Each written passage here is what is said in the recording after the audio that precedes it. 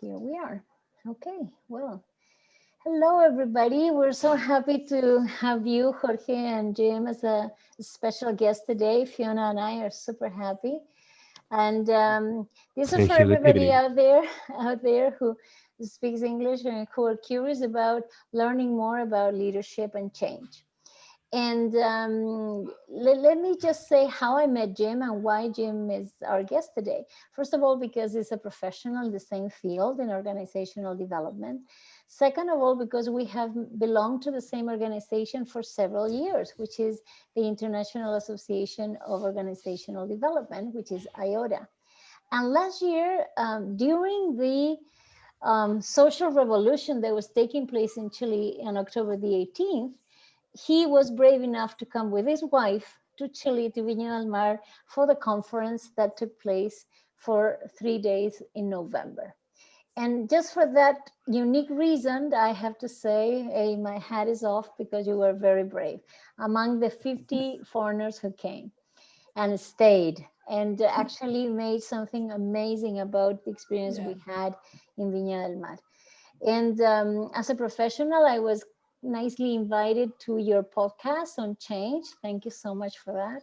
Oh, you're And welcome. we cross paths on what we do in South Africa and different places, and that has been amazing.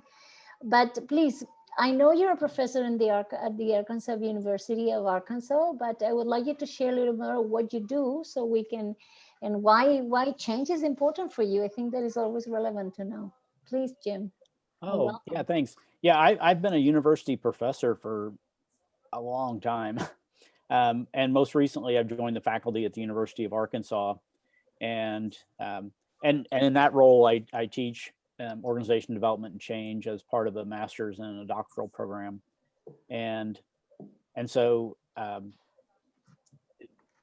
I'm just fascinated by change and how the community aspect of organizations and how kind of what got me into that area was my background in psychology, and then kind of looking at kind of social psychology and group dynamics, and then just found that I had a real passion for just organizations and the change piece, because I've seen so many people struggle with it, Mm, myself included.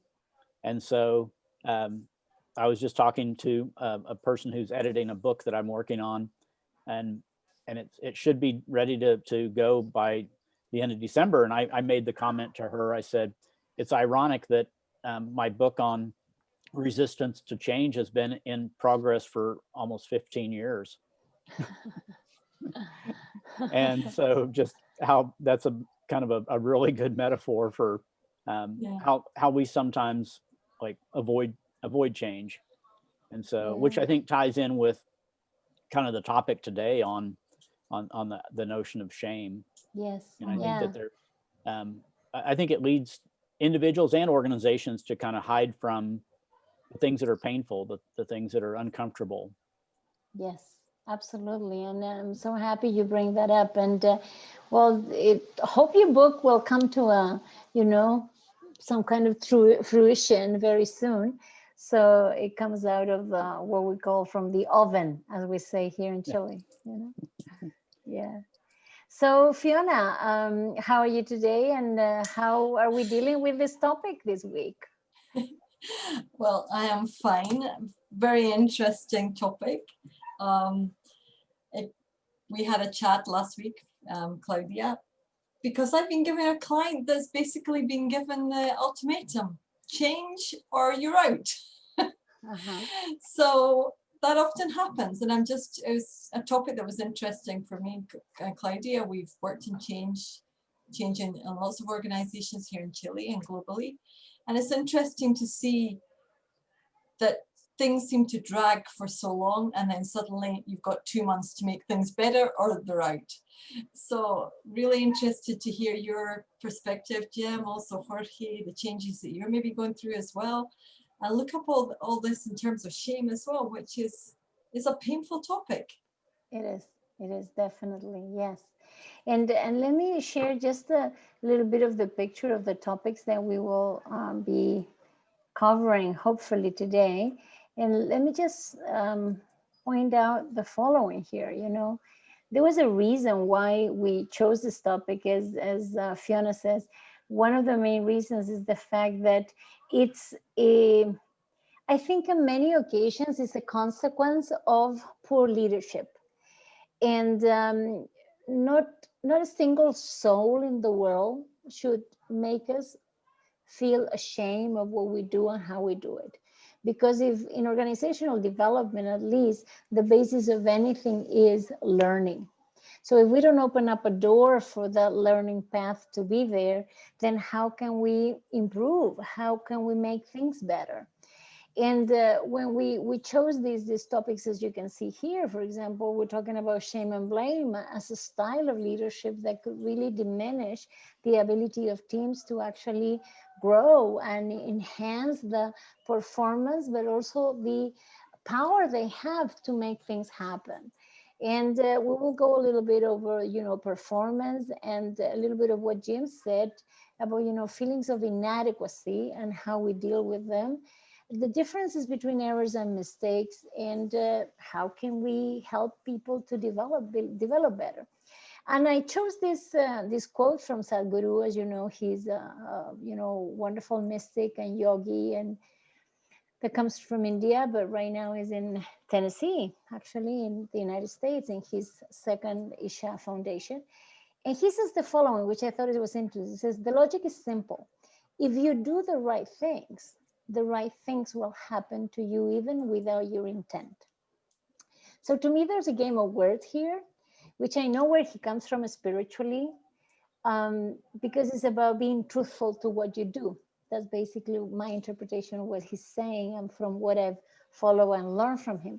But at the same time, isn't it incredible that you can interpret this and say that maybe there's no room for mistakes, because only if you do the right thing, the right things will come to you. So I put it as a challenge, actually, as a provocation more than anything, so we can start talking a little bit about this. And Fiona and I have a background on ontological coaching, where obviously the word shame triggers certain emotions as blame does. And from that point on, it really limits the ability of the person to change. And that is an interesting starting point, I think. So having said that, I will, just how do we deal with shame and blame? Is that something that we can cope with today in organizations? And what kind of tips, if there are any, can we suggest people to, to use in order to face this? Maybe we can start with you, Jim, on this, if you don't mind.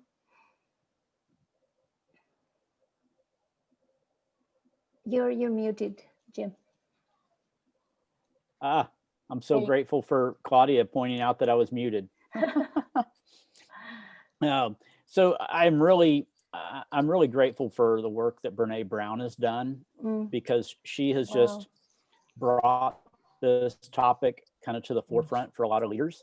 And so I think it's things that many of us in the field of org development have, kind of talked about or been around the periphery in terms of around leadership development. And she's kind of made it much easier to talk about. And I've actually used her books in some of my leadership classes. And so I think one of the things to kind of point out, I think that's really important is kind of the difference between the notion of guilt and shame, because guilt can serve a really good purpose to where we become, contrite, and we want to make amends. We own up to our mistakes. And shame just has a much darker dimension to it, where we tend to hide from the truth, hide from others, hide from ourselves. And even, and I think that then manifests itself in the blame part. And I think that that understanding kind of that difference is key. And organizationally, I think it's important for the leaders to kind of create a culture that allows some of those difficult conversations to take place. And so I think that's kind of how I frame the topic broadly. I think that's really really interesting what you're saying, Jim. You know, Brené Brown, I think, has really opened the doors on the whole vulnerability piece, you know, about being vulnerable allows you to connect with those that you're working with and around you in your organizations. And I think, you know, I really do agree with you about the whole shame piece. I mean, I see guilt as it's a focus on an action that you've done that's wrong, that's affected somebody, but it's more focused on the action. I get the feeling, and what I've read, I'm not a psychologist, but what I've read about shame is it really is about this feeling of feeling fundamentally unworthy. And so you're actually looking at yourself. You're not looking at an action. You're not looking at something that you have done that's wrong, but you feel that you are wrong. And it's part of your being, and the ontological coaching really touches in on that. And so I think when you do feel shame, or you are shamed by somebody in your organization, because I think there is a two-way process sometimes. Sometimes you can feel shamed, and sometimes you are shamed by others. Going back to this Saguru comment about do the right thing, it's very difficult to do the right thing if you're in hiding. Right. If you're just hiding behind this horrible, dark thing that you're calling shame, then you are not wanting to be visible. And I think that's where people then start to become paralyzed. They start to go into a lot of negative self-talk, and they isolate. And when that starts to happen, and I think it happens at an individual level, and it also happens at a team level. I mean, I've worked with teams where they've felt shame over something that's happened. I mean, I was with a team today, and one of them said they had an accident in one of the mines, and they felt shame as a team because they felt really, really guilty. Yeah. There are certain aspects that you mentioned that to me trigger such, I would say, an emotional reaction. Two things I'd like to add. One of them is that when I first met Brené Brown work, I was just amazed at her strength on the word courage, you know, because she really says, and she speaks about her own vulnerability and her own journey towards being courageous, and where you can get that from. You know, I'm not an expert on her books, but I've read some and heard her talks, and are really uplifting and amazing. And when I think of shame and blame, for me, there are two sides of the same coin, but they are run by different people. Blame is generally put by someone who has some kind of power or authority given over you. You know, shame is the consequence of that power being misused and abused, most likely. And the unfortunate thing is that shame, as it is in social media or through social media, can easily trigger the sense of not belonging, of lack of self-respect, or low self-esteem. And to me, it's just incredible on the cultural level, how amazing that you can see from different cultures. And I'm talking about country, you know, as a country, as a people, because, and also as a company. And here I'll just mention a brief example. I've had experiences with some companies where the leaders have had, and this happened to me a long time ago when I was starting off, where the leader of this company, the standard thing was to make jokes in irony and sarcasm. And the problem is that everybody laughed. They could understand it. And the people who rejected it didn't laugh, but didn't say a word.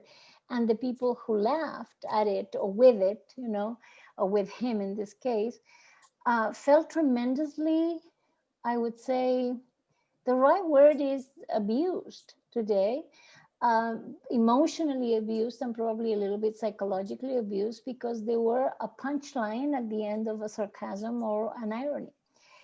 And he was totally blind at this. I mean, totally blind, because to him and for many people, irony and sarcasm are sort of like a sign of intelligence, because you know you use language in a certain way and you use sentences in a certain way. So probably, and I'm guessing here, he was using it because it was part of his own, um, I would say, empowerment, so to speak. Unfortunately, it was at the expense of lowering his team. And we're talking about an executive committee here. We're not talking about, you know, other Mm. teams. None of them should suffer this, but we're talking about the executive committee that makes the decisions of a company. And how can you empower them on the other hand? So these two sides of the coin to me are extremely important to be pinpointed early, and these people have to really be called on to changing, you know. So I agree. And on many occasions it happens because, and I will connect with the second point, happens because of what we expect to be, to do the right thing, as Guru says, or have a good performance, you know. So Jim, can I ask you about your experience of shame in your settings, in the academic setting? Because I would imagine there are times when this comes up a lot. Yeah, you know, I'll share a personal example. I've taught, you know, around organizational change and taught like change agent classes, leadership classes, and have taught around emotional intelligence for a long time, since Goleman first, you know, his book Mm. first came out. And it was about 7 or 8 years ago. I was leading a class, and one of the students said, "Well, Jim, what are your triggers?" And I said, "Well, I'm the teacher. I don't want to make it about me. You know, I'm facilitating this discussion." And they called me out and said, "No, you talk about being authentic and you talk about vulnerability, but you're not willing to you're not willing to share of yourself." right. And that started this what I called an unraveling of my life, and it was the beginning of a real transformation. And it was wrapped up in a lot of shame and a lot of lifetime baggage. And so it began this really uncomfortable journey of being willing to be vulnerable and reaching out and being authentic. And I think it really it softened my classroom approach, and I think it allowed me to see how other people were kind of showing up. And and I think that a lot of in students, and just like in leaders, in workshops, people wear a lot of masks. They you know they put up a certain persona. They think they have to come across a certain way, and it really it you know, the leaders can create a really unhealthy culture through that. Just one of the things that I've seen in some of the organizations I've worked with is shame can be contagious.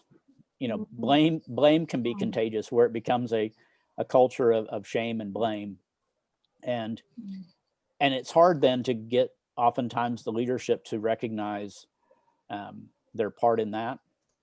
And that I think that's one of the downside of blame. And I think of Peter Stenge's work around the learning organization, and he talks about one of the learning disabilities is the enemy is out there.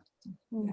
And so when you have that mindset, it really becomes a block to the organization really learning and growing. Yeah, it's pretty amazing when you mention about I mean, what happens to a learning culture? If we talk about organizational development and what's happening today in the world, it's all about learning.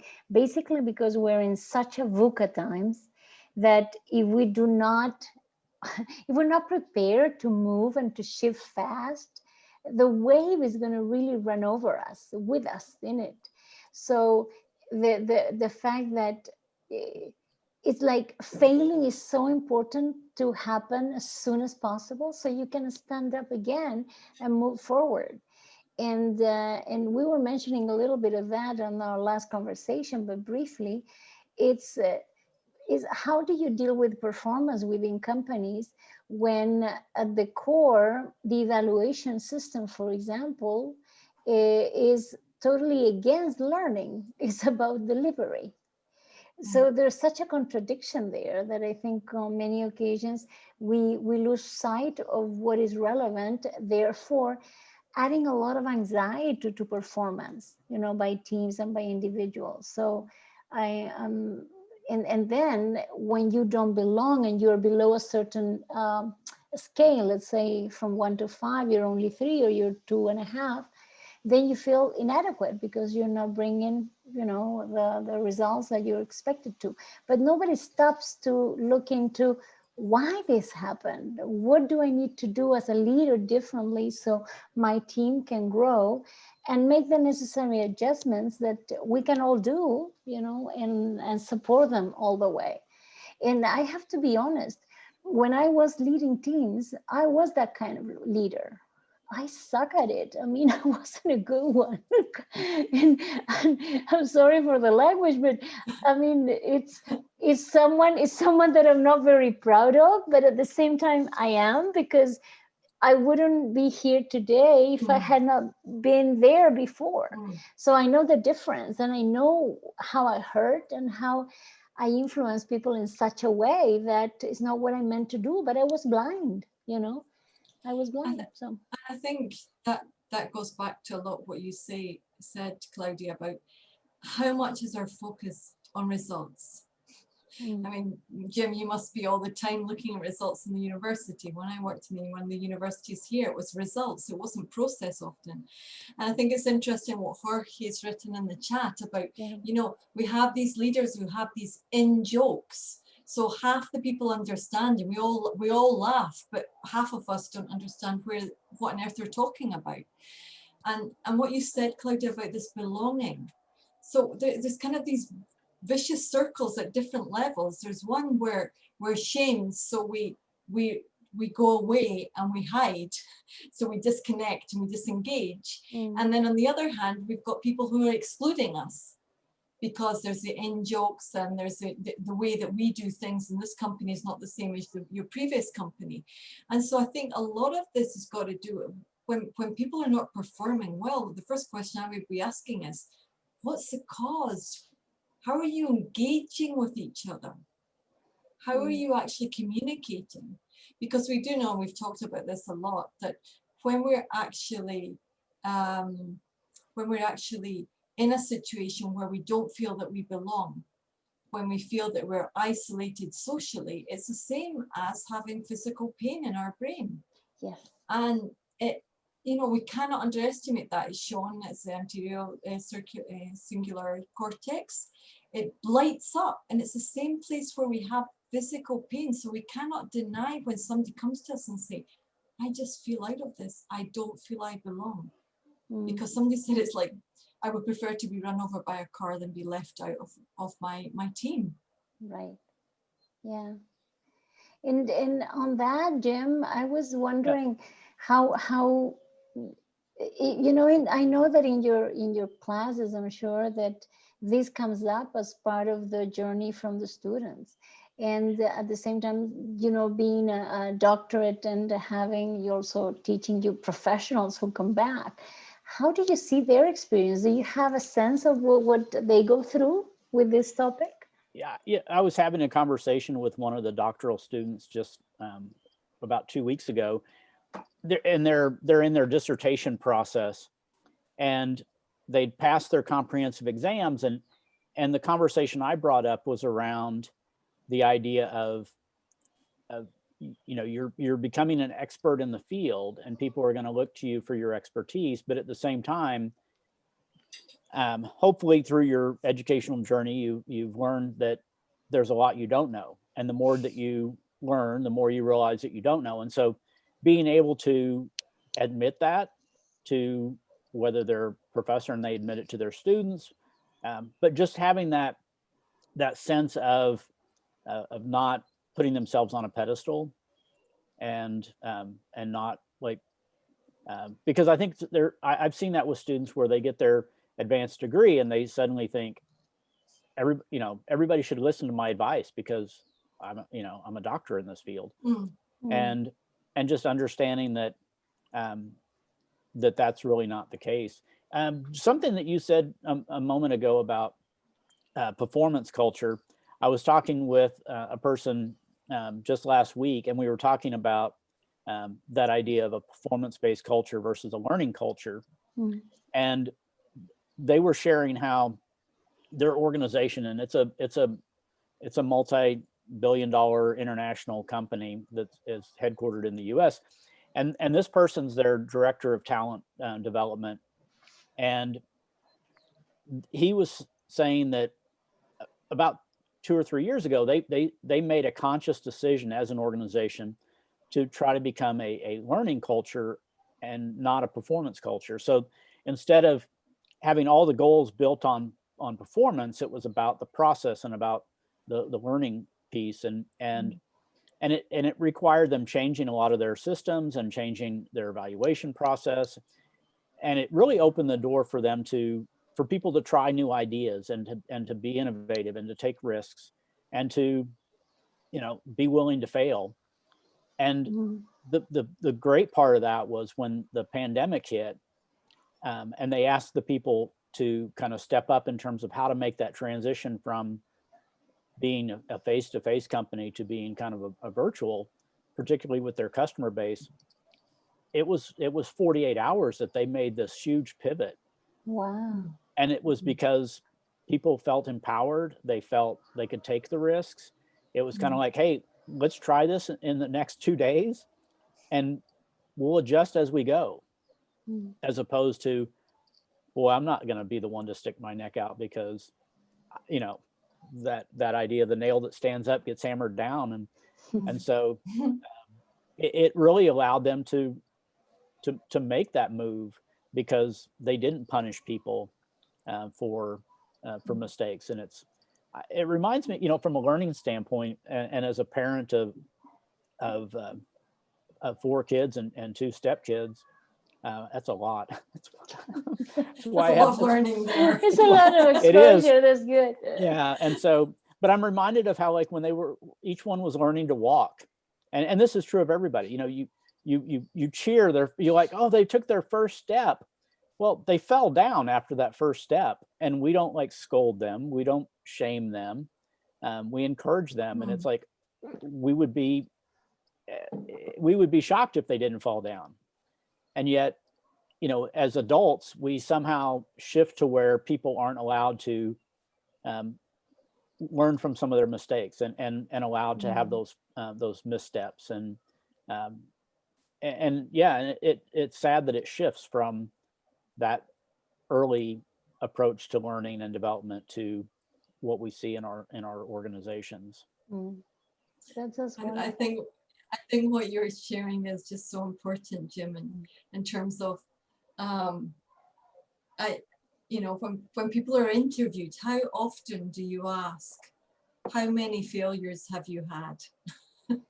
Which I think is a great conversation piece, because I think people best from their failures and from their successes. right. And sharing with you about people who have had outstanding careers academically.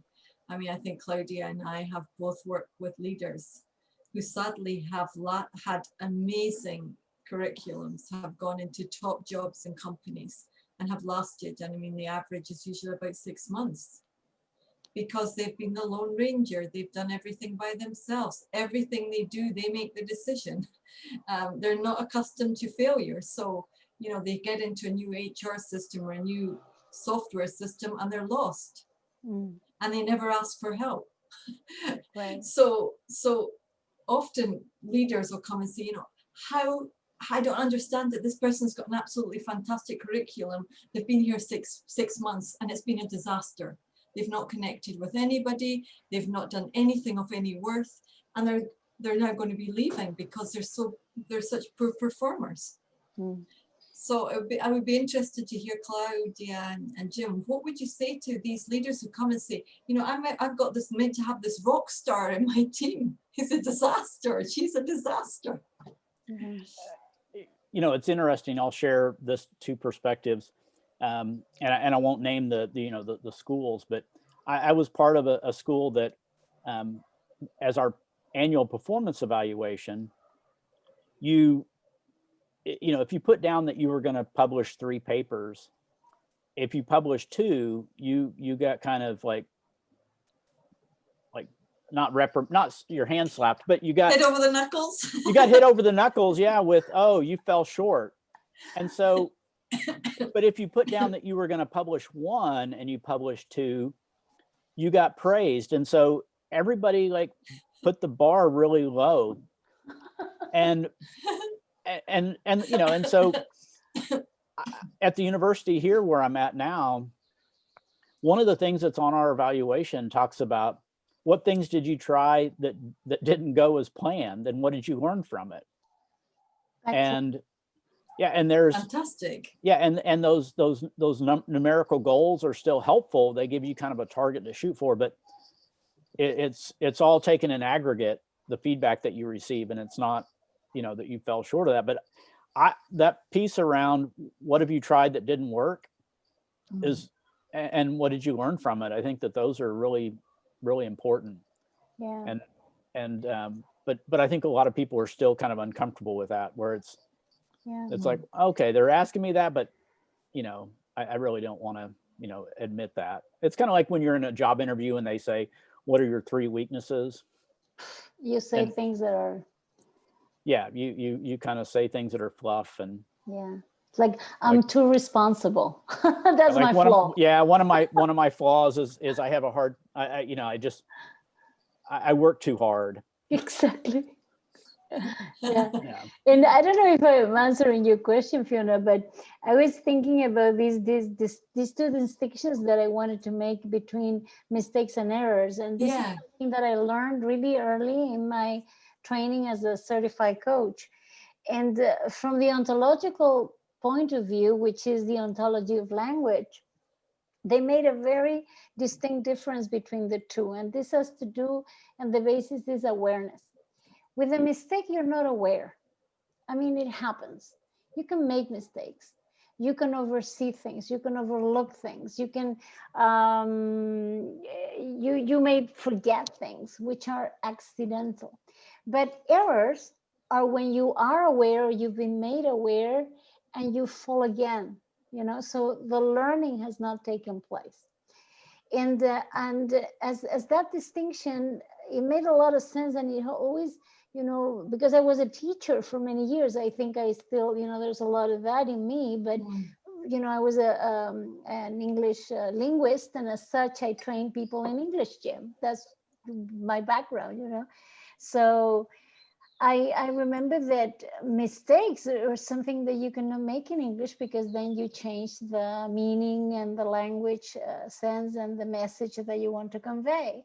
And obviously it's inaccurate. But then as a coach, I recently had to accompany an executive, and she did not see how she was affecting others with certain attitudes that she had. She did not see it.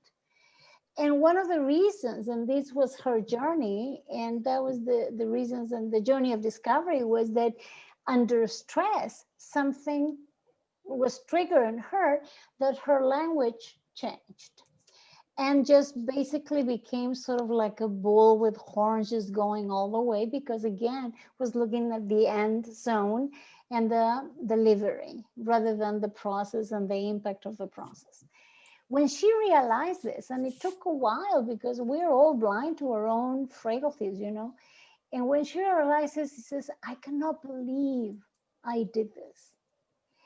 And that means that next time, you know, she will be much more aware of not turning this into an error, because whatever happens now is her responsibility. Now he sees it, now she sees it, right? So how can you take ownership of that once you're aware? I think is the journey of any leader. You cannot cheat yourself. You can try to cheat others, but you cannot cheat yourself. And at the end of the day, for me, it's about going to sleep quietly at night and in peace, you know. Claudia, can I just, for the people who are going to be listening to this, Yes. and whose first language is Spanish, yes, What word would you use for mistakes and errors? What words would you use? Actually, I think the same. Oh no, you're right, because Right, it's it'd be error errores. for los dos. Es error. You're right. We're just trying to clarify something, because Jim, I was thinking about this in Spanish. It's the same word for both, so there's not really that distinction. Yeah, no, Oh. it's funny because I learned it somehow. I think I learned it in. I'll find out. So I'll maybe come back to it. some of our listeners who are going to be listening, if they want to write in our chat on the video, come back to us on this, because this is new to me. So no, I will look it up, because I'm sure I have it, because I've used it for a long time. Yeah. Thank you. That's very relevant, man. Yeah. Comment. Yeah, I had a friend share with me this story, and it was very timely for me, and it really resonated. And I wish I knew who to attribute it to, and I could probably Google it. But the story is I was walking along, and there was a manhole cover off the hole, and I didn't see it, and I stepped into the hole and fell. The next day, I'm walking down the same street. The manhole cover is off again. I notice it, but I still step in the hole and fall. And then the third day, I walk along, I see that the manhole cover is off the hole, and I step around it. And the powerful part of that story is working through that middle step, where you still recognize what's about to happen, and you haven't changed your behavior yet. And so I think that we struggle to allow people to kind of go through those phases, and to jump from the seeing, to recognizing, and then automatically changing. It doesn't happen that quickly. Yeah, that's a very good example. Yeah. And I don't know if from the brain standpoint, I just wanted to mention what we always say, Fiona, and which is my I would say my profound learning about how our brain works, which is, by means of reward and threat. And if we are constantly surrounded by threat in any subtle way or direct way, obviously our reaction will be to defend and probably to flight rather than, or fight. And then the results will be a very aggressive culture. And if not, a very weak culture, not able to face what's in front of them.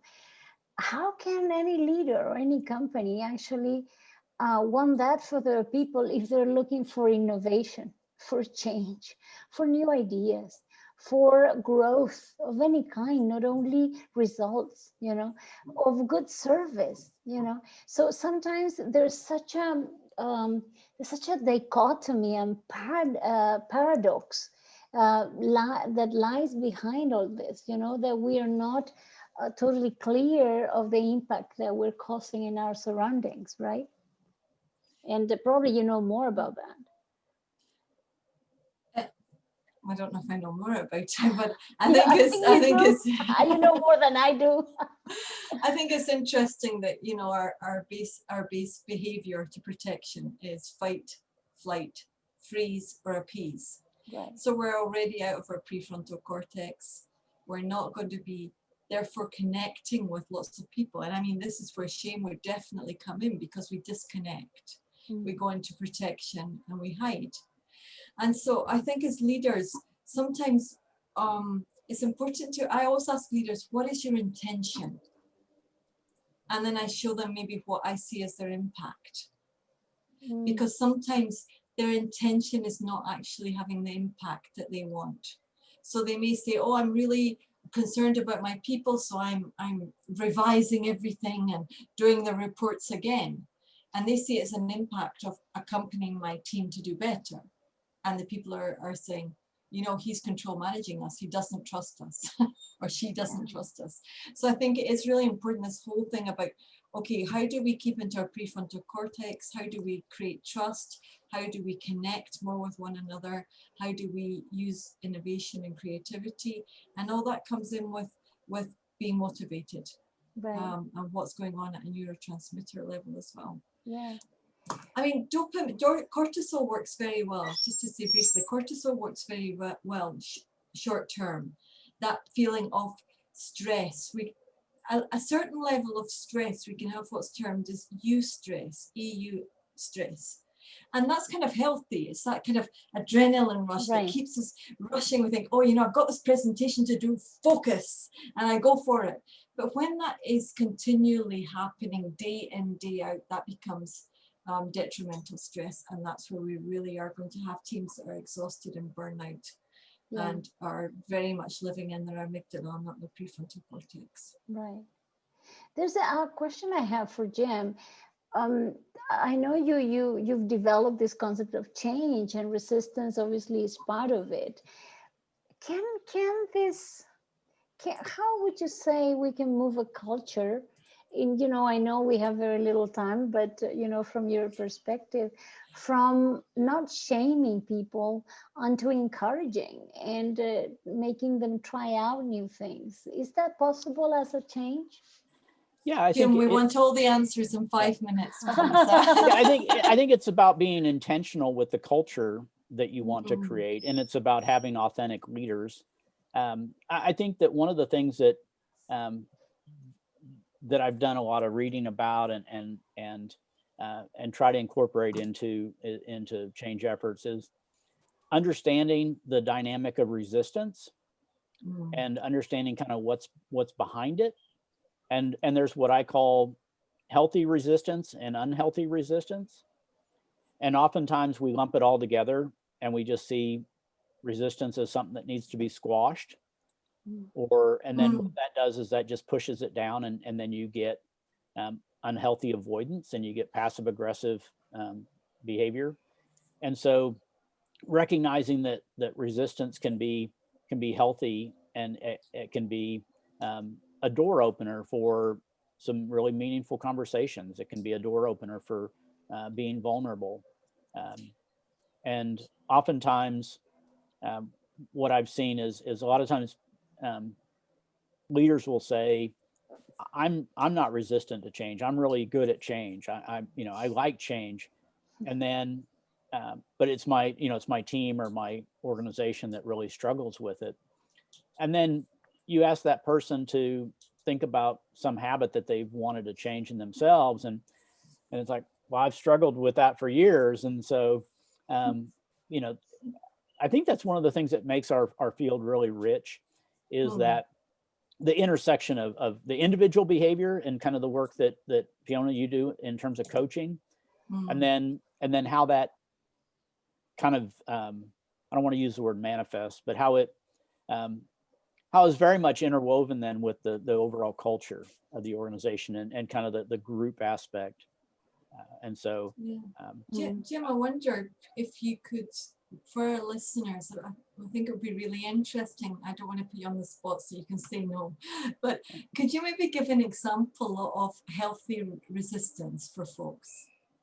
Okay, so let's say the organization's getting ready to, the leadership has come forward and said, we're going to this new EAP or ERP or a new operating system for our organization. And we've talked to this vendor and we're going forward with it. And the people that are going to have to implement it sometimes have information that the leadership doesn't have, or they have a different perspective. And so a lot of times when they speak up, they're seen as, oh, they're just stuck in their ways and they don't want to try something new. And the healthy resistance is maybe they have some perspective on it that maybe it's not the right change. And so they're not necessarily resistant to change, they're resistant to that change. And so, and oftentimes people it goes back to that the fear response. If they're not given enough information, then they are going to wait because it's risky. And so, and sometimes resistance is valuable in the sense that it's easier to work with resistance than apathy, I think. Yes, definitely. And so, it's like if you got a car stuck in the mud, or a better example is if you've got a car that's stuck on the ice, if there is absolutely no friction between the tire and the ice, you won't go anywhere.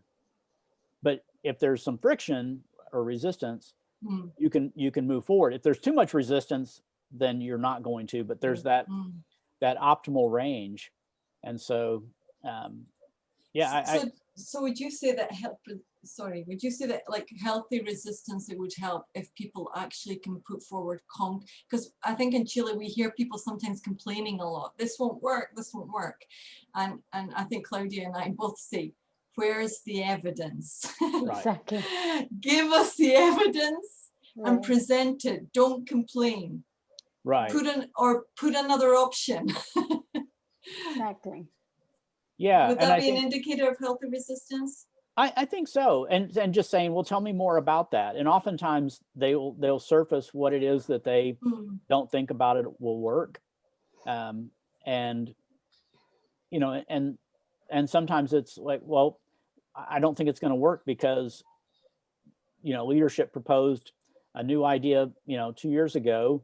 We got on board, and then they shifted and didn't even go that direction. And so we've learned to kind of wait them out. Yeah. And so, but yeah, I mean, being open to considering what that is, and even how you frame asking them for the evidence. Absolutely. You know, just you know, if you're genuinely wanting to hear the evidence and have that conversation, then that can be a real door opener. But if it's done, you know, a lot of it's the intent behind it, and then how it's perceived. Yeah. There's the final question is about how can we develop our own people, you know, how can leaders develop their own people, and the responsibility, I would say, and I want to say responsibility in the sense that we're all responsible of our own development. But if you're leading and you're showing the way, allow the people to express kind of what Fiona was saying. I mean, and healthy resistance, but understand where they're coming from, and that maybe is something that you, on the way of communicating, you lacked. You just simply didn't put into the mix. So what would you say we could actually give as a consequence of all this conversation? Can this be developed, and what should we consider on it, you know? Fiona, did you want to comment on that? Or I can certainly see some things. I would be interested. I think people would be more interested in you, Jim, than me. Yeah. Well, the thought that comes to my mind is kind of the intention behind the development. Because if I own a company and I've got, you know, 500 employees, if my purpose of helping them to each develop is because I care about them as a person and I want them to be fulfilled, and you know, and I want them to lead a, you know, productive life and be happy. And so the development is around helping them become, you know, the best version of themselves that they can be. And then that translates into creating a healthy culture, and then they're providing, you know, and working together and not at cross purposes. And the organization, you know, can thrive from that. But if my intention as a leader is just to maximize my productivity and just to be able to get a few more hours out of that person, or get them to produce, you know, 5 more widgets an hour, then that becomes very kind of dehumanizing. And so I think a lot of it is the intent behind the development. And I think that there's, I think some leaders are afraid of that because they feel they'll be taken advantage of. Interesting. I think as well, maybe there's a piece there about appreciation, no, within the team, recognizing the players for what they bring to the table, each one, which makes you feel probably more engaged, more motivated, and more there's a feeling of I have a job here and I'm part of this team. And I love what you say, Jim. I think it is so important where, you know, what the companies that are doing very well are you know, if you think about Northwestern Airlines, how they'd had this massive turnaround and how they actually dealt with their staff and their clients. And we can think of some companies in Chile that are now best place to work, that they've really been working at bringing their people on board, making them feel part of the team. You know, it's a bit like in Chile. Sometimes we only concentrate on 1 and 2 footballers, but you need 11 to be on the team to go out there. So I think that's what we need to be doing. We're not all Alexis Sanchez and Vidal. We need everybody. Yeah, it's true, it's true. And I was thinking, and I just remember something that I read. Wow, it must have been in the 90s. I mean, I'm talking about my early days as a as a as an English professor and a teacher. I had the probably this was my first contact with company, because I used to have conversation classes with business people. So what did we talk about? Business. And there was this wonderful book on business, but was for English purposes, you know. And there was a quote that I have never ever forgotten, that was by Jack Welch, you know, the GE former leader and today an author and so on, a speaker. And he said something about never hire people for what you see in them that they could develop, but hire them based on what they want to develop. And I think that on many occasions, our frustrations as leaders is because we betted on someone based on our own expectations, which were never crossed with the person that we hire or the person that we assigned a certain job. And we don't clarify that, we don't verify it, and we don't communicate it well. Ergo, very soon, mistakes may happen, errors may happen, and then your frustration will come in anger, and probably the deterioration of the relationship will subside into guilt or shame. And if we see that pattern, then it's all on us. It's really on us. It's how we make the choices that we make to develop our people. And really not just doing it because it's marked somewhere in the calendar, because you really mean to develop those people. You know, that is such a difference when you're committed to making them grow and let them fly, you know. And that takes a generous leadership style, authentic, like you say, and also very aware, you know, very aware of others rather than yourself, you know. Yeah, that would be my tip. I don't know. I think it's also important. Sorry, Jim, go. Oh, I just remember several years ago, there was an organization that I was doing some contract training, leadership development, and they were bemoaning the fact that they were hiring all these new engineers and then developing them, and then they were jumping ship for another company that was paying more. And they said we're just wasting money. We're training people and then they're leaving. And I said, well, you know, there is one thing worse than training your people and having them leave. And they said, what's that? And I said, well, not training them and having them stay. And so it kind of speaks to what is it about the culture that can keep the people where they want to stay there? And it goes back to what's the intention behind the development. And Exactly. and I like what Claudia said, what Jack Welch said about finding out what it is that the person, you know, what they want to develop into. Exactly. Yeah. And I was just thinking about that in terms of context. You know, I can think of a situation where a lady who was a commercial leader in one of the big supermarkets branches here in Latin America. I mean, she was a really high flyer, decided to suddenly change jobs and come into a small organization, non-profit organization with the same job title. It is the same job title. She was head of the commercial area, but it was like taking her from night into day, or day into night, however you want to use the euphemism. I mean, There was no way it was ever going to be the same for her. The resources were not the same. I mean, there was things that were expected for her to do in this non-profit organization that wasn't really jobs description. It was be with the volunteers in the evening, go to the Christmas event with the children who are, and she's like, I'm not doing that. I'm a commercial.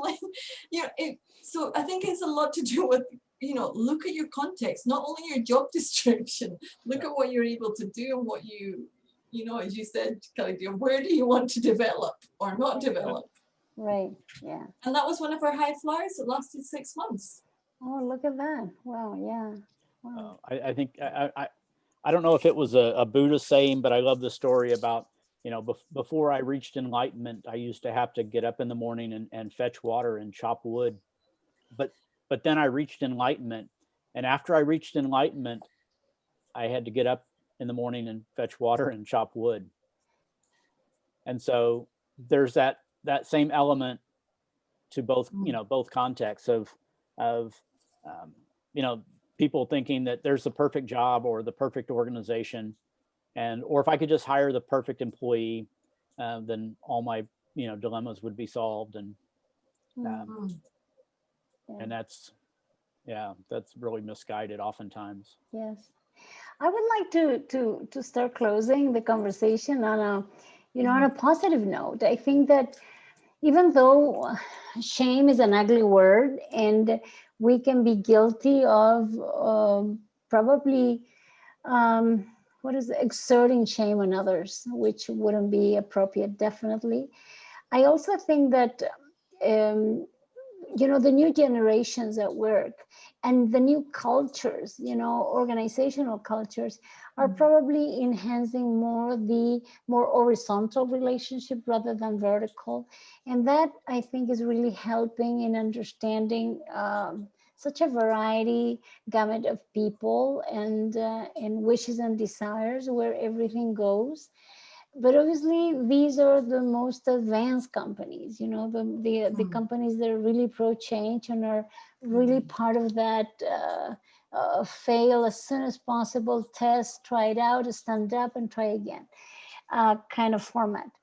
But I do believe that once there's consciousness and awareness and self-awareness, these can move into a very positive direction. I'm a very positive thinker in that sense, So basically, I suggest that we all question ourselves and really are aware of how our words and our impronta, the way we show up, really affect others when we do, Yeah, I would say, to finish up, there is always hope. Yes. We live this, Claudia. I'm sure you do as Jim as well. And our brains have shown that they can change amazingly. We are constantly can be learning. Amazing things can happen by very, very simple people. Yes. So stand up, speak, move out of your shame. Yes. We've all been there at some point. Yes. Come out and engage with your teams. Exactly. Yeah. Jim. Yeah, the idea of learned optimism. Yes. And yeah, I think we can choose hope. We can choose to see, the potential and the possibilities. Yeah. Yeah, I like to close with a quote from Sadhguru. It's a different quote, but this one I think it really touched my heart when I saw it, because it's about the consequence of exerting shame on others, which is guilt, And guilt is, he says the following: guilt is a socially cultivated emotion, a poison directed towards yourself. And I think we have to understand that everything that we send out comes back to us, because it requires a lot of energy that comes from within. And so let's look after each other, because these are very tumultuous times, not only because of COVID, but also because everywhere in the world, there's something that is changing and shifting the way we treat each other. We know, what's happening in the United States with the president that has to leave but doesn't want to leave. And then in our case, there's a very, very, very similar line here, you know, and corruption is there, and that has a lot to do with how proud countries and people feel, and that also is leadership. It's all about leadership, isn't it? Yeah. So at least I'm committed to helping that, you know. Yeah, and I think just, you know, don't go with our prejudice. I have to say that I was very prejudiced towards the mining community here in Chile. I felt that was very masculine orientated, and today I was on a call with a number of people, and two of the male miners actually said, you know, I just want to say something here, and chose two of the women to say, you are absolutely, you know, your work outstanding. I have never worked with somebody that's been so outstanding in this work. So Wonderful. well, so I was like, Fiona, go away with your prejudice. Right. And good for them.